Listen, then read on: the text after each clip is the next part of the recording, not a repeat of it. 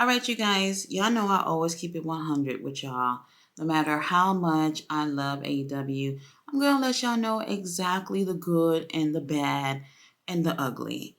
Now, we have this Tuesday Night War thing going on with NXT and AEW, and we started off with a buy-in on YouTube with AEW. So we had Eddie Kingston, both of his titles on the line against Minoru Suzuki. And y'all know Suzuki. When AEW calls him and tells him to pull up, he pulls up and shows out.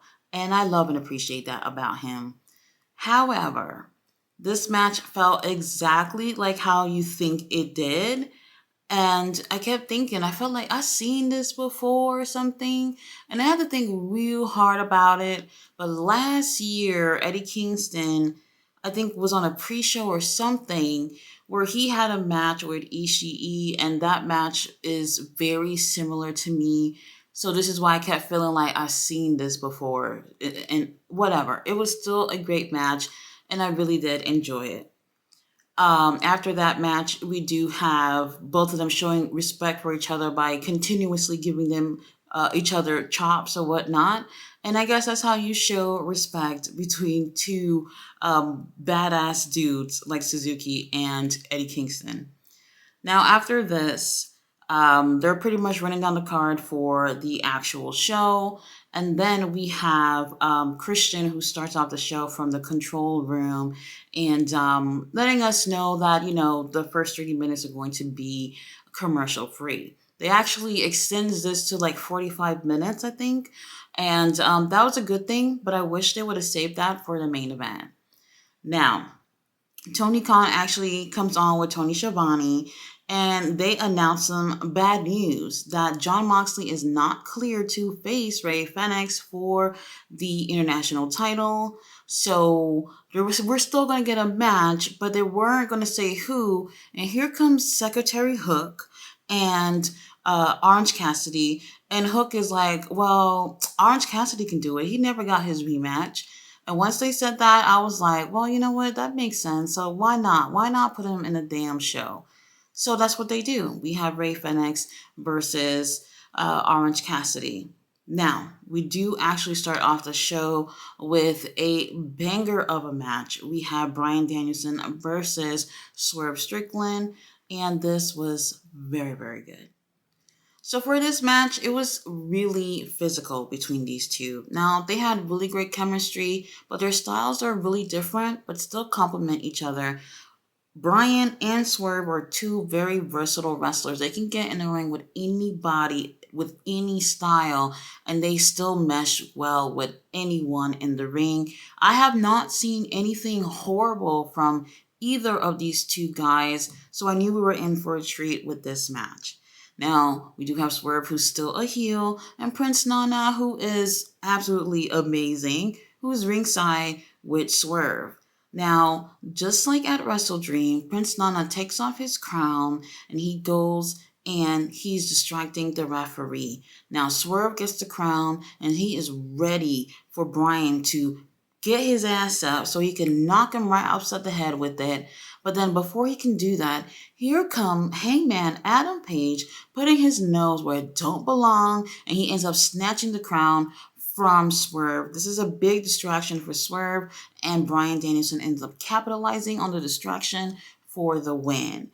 I ain't mad about Bryan taking the win. Matter of fact, I'm not even mad about Swerve trying to cheat to win like he did before. I would have been cool if he would have tried to get this clean. However, I see they're still trying to push the storyline with Hangman and Swerve. So I guess things are getting interesting, and things actually do continue on between them later on.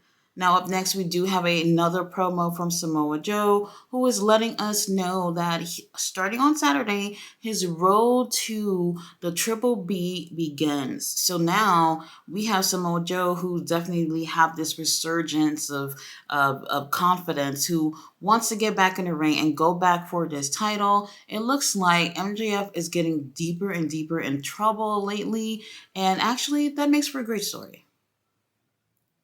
Up next, we have Chris Jericho versus Powerhouse Hobbs. And you guys, Chris Jericho, yeah, we should just have funeral arrangements at this point.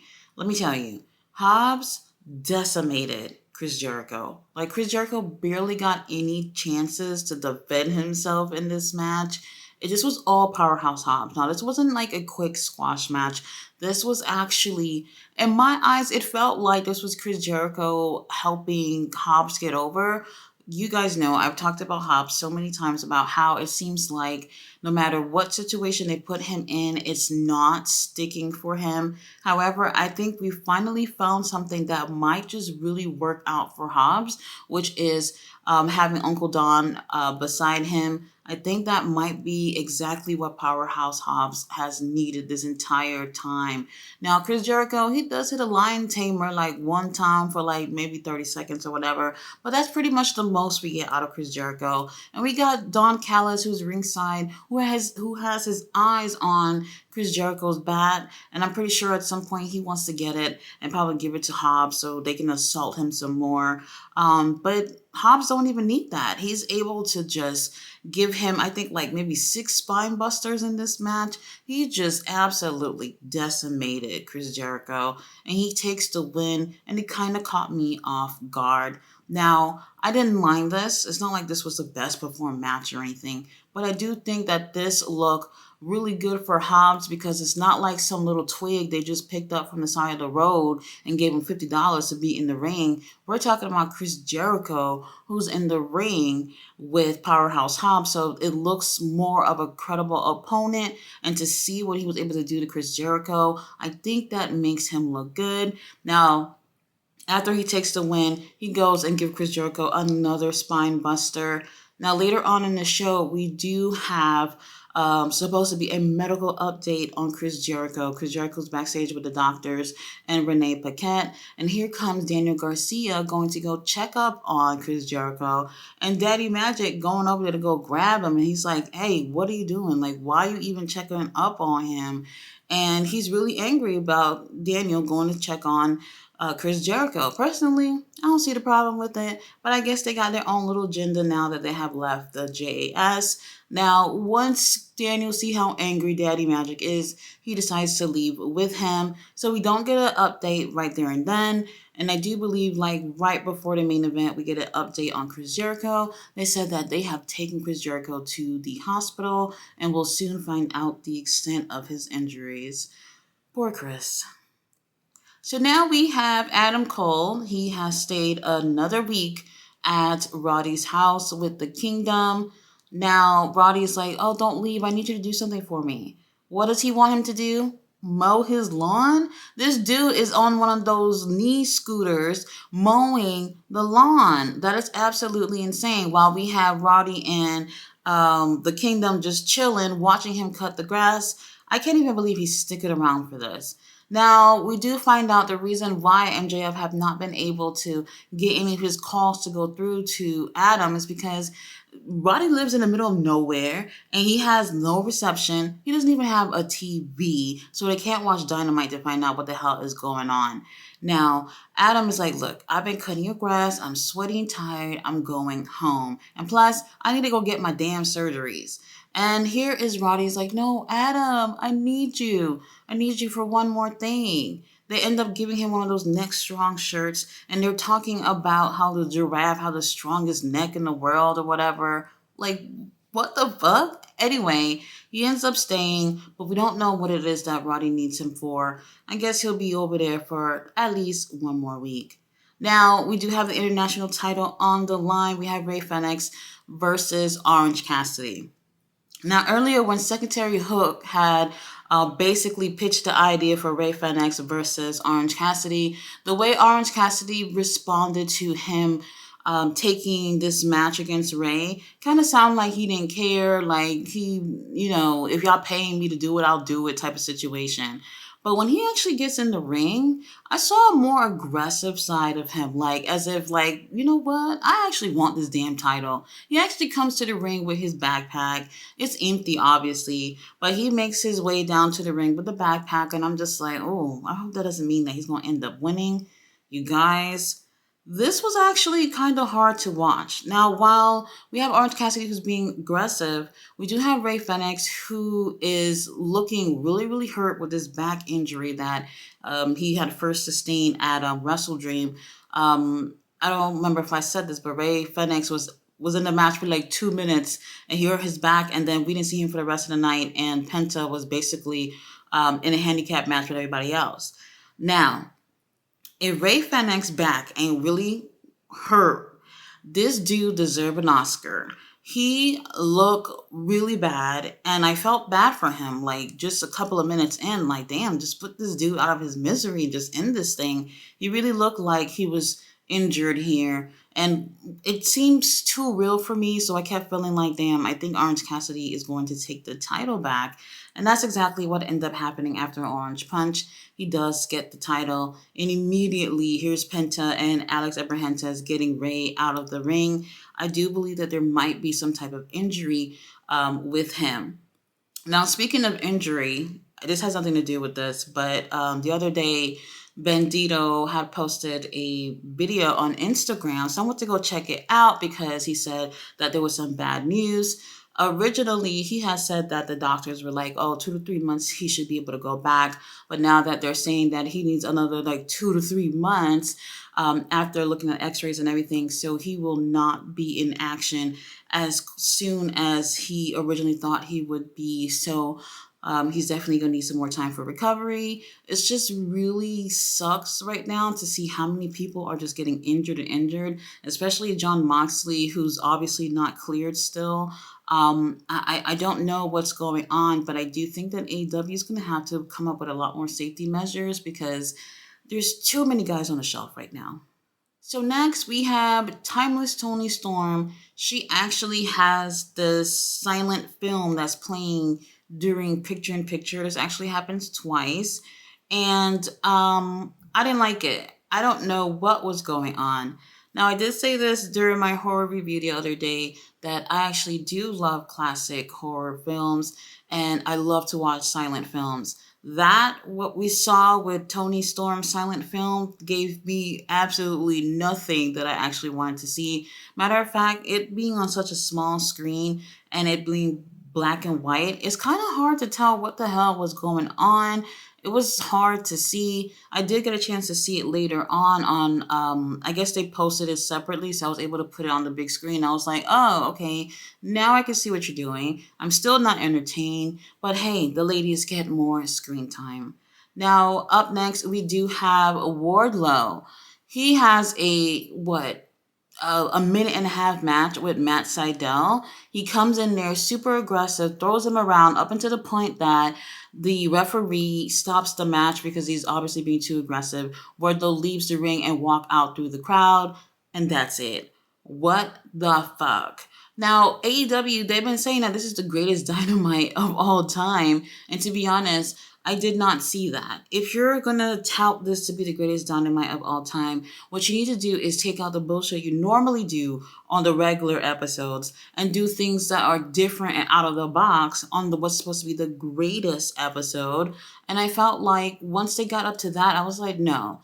This is not what I should have done. You're supposed to be having this little war thing going on. You're supposed to give people a reason to want to watch. People do want to see Wardlow, but people don't want to see Wardlow in a situation like that. That was a total thumbs down for me. I hated it. Up next, we had Jay White versus Hangman Adam Page. Now, the Bullet Club Gold actually come out in these like baby tricycles. At first, I was like, what the fuck? And then when they came down the ramp, I was like, oh my god, this is actually really, really cute. Now, the Bullet Club Gold, they're sitting ringside and they're on their best behavior. I thought that was cute too. And it felt like they were never going to actually get up and physically interfere in this match, which kind of felt weird, but I kind of felt confident that they weren't going to. Now, this is the fourth time we're getting Hangman versus Jay White, and they don't disappoint. However, what happened was a little unexpected for me because Prince Nana comes out to attack Hangman with the crown. So earlier, Hangman had messed up Swerve's opportunity to beat Bryan Danielson. So Swerve probably just sent Prince Nana back out there and be like, you know what? This motherfucker ruined my opportunity to win the match. You should ruin his opportunity too. Now, I don't believe he connected with the crown, but that was still a big enough distraction for Jay White to take advantage and hit him with a Blade Runner and taking the win. Trust me, the right person won. Like I've been saying, for Jay to go against MJF for the Triple B, he needs to win everything going forward, including what I believe his last match before MJF should be against Samoa Joe and beating Joe cleanly, which I hope we're getting since Samoa Joe did say since starting Saturday he will be on the quest for the Triple B. So I'm hoping we're going that way. Tony Khan, I hope you watch my videos or you're reading my mind, whichever or.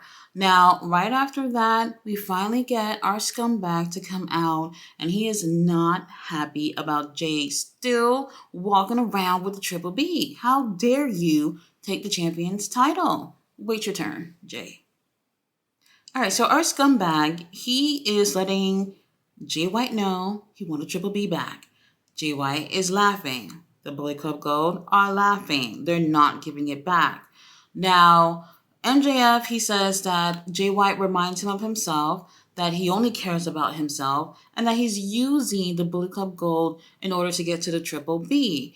And that's pretty much what MJF did with the Pinnacle as well. So I hear what he's saying in terms of comparison, but I don't really see it, not at least at this point. Now, MJF, guys, is damn near begging for the Triple B. I'm just like, but what is going on here? And then he's like, how he's a good guy now. He look at himself in the mirror. He's making the right decisions and all that stuff. And I'm just like, what is this? Let me just say this. I feel like MJF as a babyface, sure, it's been working. However, something about having Adam Cole there while he's being the babyface is different from Adam Cole not being there and him being the babyface. It's just not hitting me, at least the way it does when Cole is there. It's just something different. That little bromance thing made MJF as a babyface seem really entertaining. Right now, I'm not too sold on it. Now, he's still begging for the title back. They're not giving it to him. Now, next week, there's going to be this like Battle Royal match. Whoever wins will face MJF for the Dynamite ring. And I'm like, is that how it goes? Aren't they supposed to be having this whole thing for the Dynamite ring? Sure, MJF had won it 4 freaking times, but like, what does MJF have to do with this now again? So this is just another obstacle for MJF. So Juice Robinson says he's going to be in that match and he's going to win it so he can go against MJF, and he has a roll of quarters with his name on it. And it's been a while since we've seen Juice with roll of quarters. I think the last time I seen him with that was way back in New Japan, sometime way earlier this year. So that's interesting to see. However, I'm not really feeling the whole babyface MJF, at least not without Adam. So up next, we have the women's title on the line, Sera versus Sheeta. I'm not gonna lie, I dozed off for like 5 minutes. I was really holding it in the whole show. I just been really tired of running errands after work.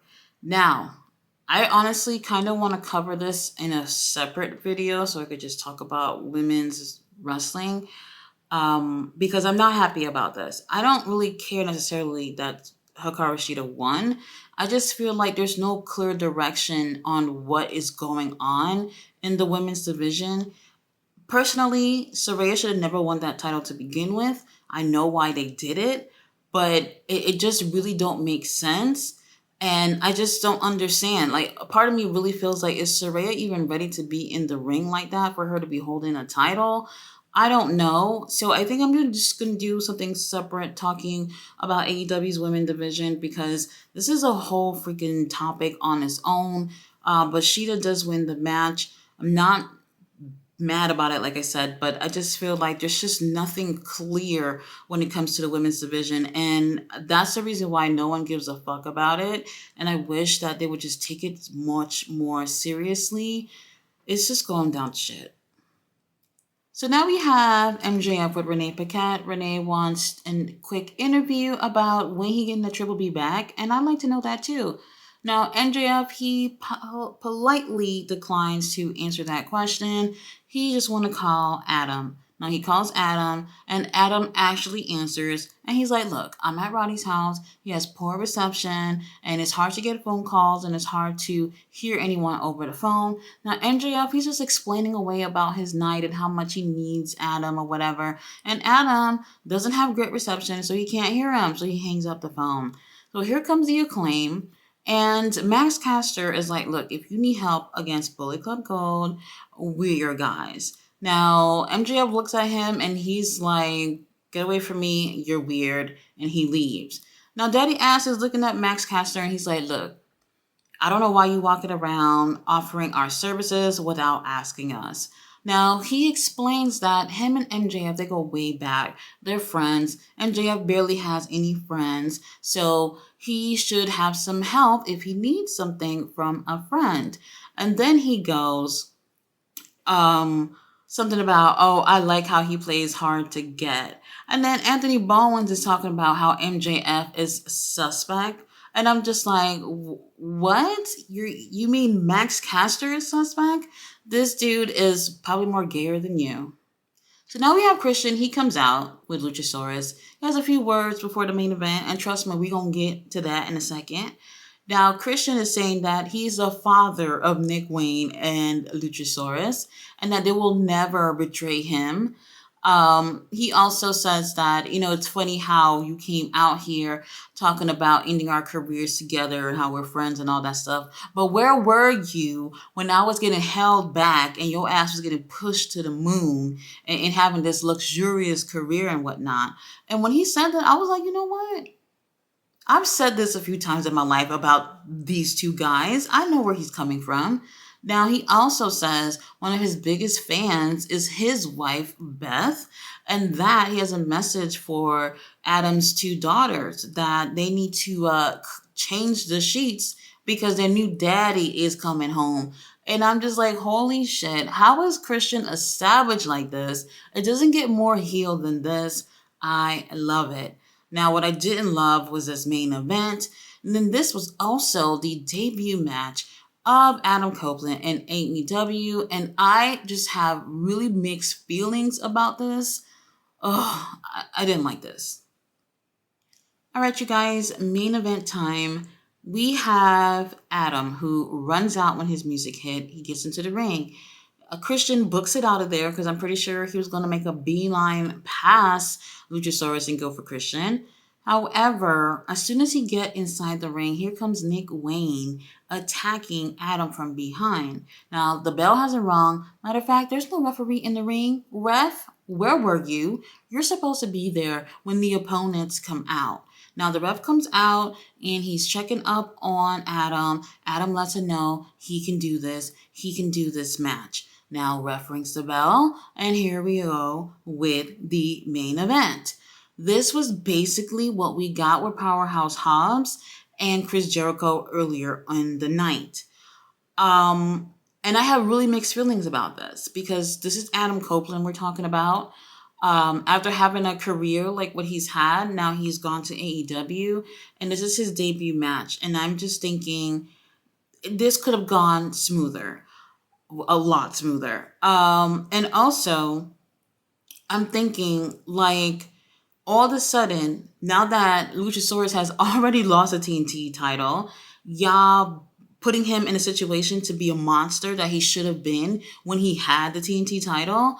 It's just really insane. This is supposed to be the greatest Dynamite of all time. This is supposed to be y'all competing with NXT in this little war tonight, right? But you guys decide to go off with this, where Adam Copeland is basically getting killed in the ring. I did not like it. I just felt like I would have switched things up based off the circumstances, but I understood. based off the storyline, I understood why they were doing it like this. However, it just wasn't a good look to me, and I just didn't find it entertaining. And honestly, I'm watching the crowd during this match, well, if you could call it that. And they seem to have mixed reactions too. They're not seeming to enjoy this, and I totally understand. Now we have Christian who actually does come and physically interfere. He's been watching the match from the ramp. He's been sitting on a chair watching, and he gets up and he puts a chair um like to hold between the turnbuckles, so that when Adam goes to go spears Luchasaurus is gonna duck out the way, and then here comes Adam landing into that chair. That happens or whatever, and I'm just like, okay, Adam is probably gonna lose his first match. Now I'm getting worried or whatnot, and the match continues. However, Adam does end up taking the win. And honestly, at this point, I'm over it. I'm just thinking this is just not the way this should have gone. And all hell break loose after this. So before I explain how all hell broke loose, there might be an issue between Christian and Luchasaurus. Maybe. So right before the end, before Adam takes the win, we do have, I believe Nick Wayne, he is distracting the referee while Christian goes up to the ring and he has the TNT title. And I believe he was going to give it to Luchasaurus to hit Edge with it. However, look at me saying Edge.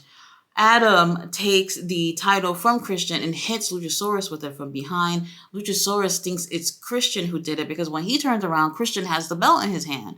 So Christian is looking at him like, no, it's not me. And Luchasaurus is looking in some type of way like, bitch, did you just hit me with that title?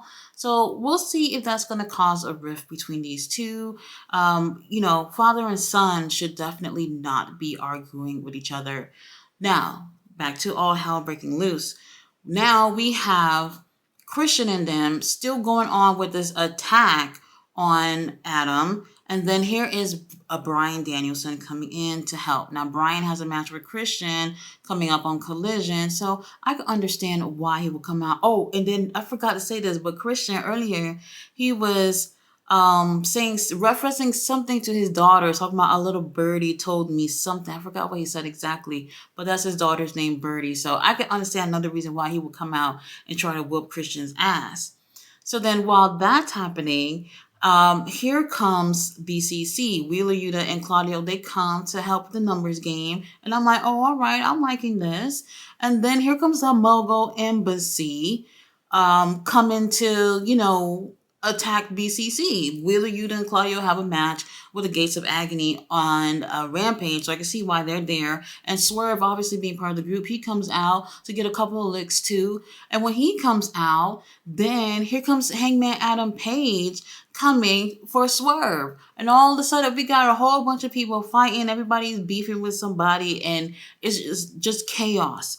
And here we have, in the middle of the ring, we have Christian laid up on the ring while we have Bryan Danielson in holding him into a label lock, and that's how the show ends. And in the background is a fan that has a sign that says "Daddy" with a question mark.